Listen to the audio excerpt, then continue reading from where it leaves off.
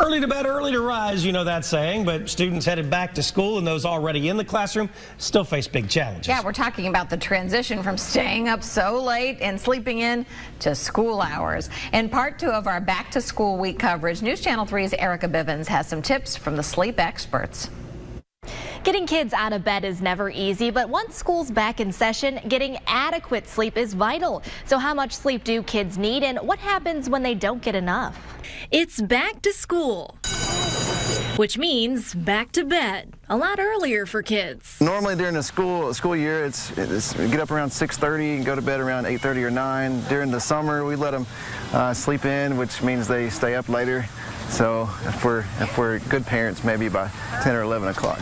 But the adjustment can be tough. The most important thing is a good schedule. Paul Knowles, medical director for the Pediatric Sleep Disorder Center, says sleep is extremely important. Most people assume going to sleep is really important, and it is, but it's actually more important to have a consistent wake time because that's what sets your clock. Knowles says kids who don't get enough sleep can have a tough time. Children who only get 6 hours of sleep at night not only have more problems of concentration, but they're more impulsive, they have more memory problems, they do poorer at school on testing. The list of issues extends to poor diet choices leading to obesity, mood swings, headaches, and more. Sleep is very important in children. So how much sleep do kids need? The National Sleep Foundation put out new numbers and recommended for elementary school students 9 to 11 hours, and for middle school and high school students 8 to 10 hours. Knowles says that means turning off all the electronics at least 1 hour before bed.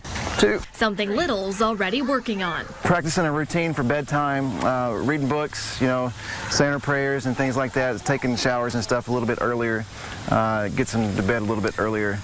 Now, if your child is having trouble sleeping, the Hoops Family Children's Hospital can help. We posted more information on their Pediatric Sleep Disorder Center in this story at WSAZ.com and WSAZ Mobile.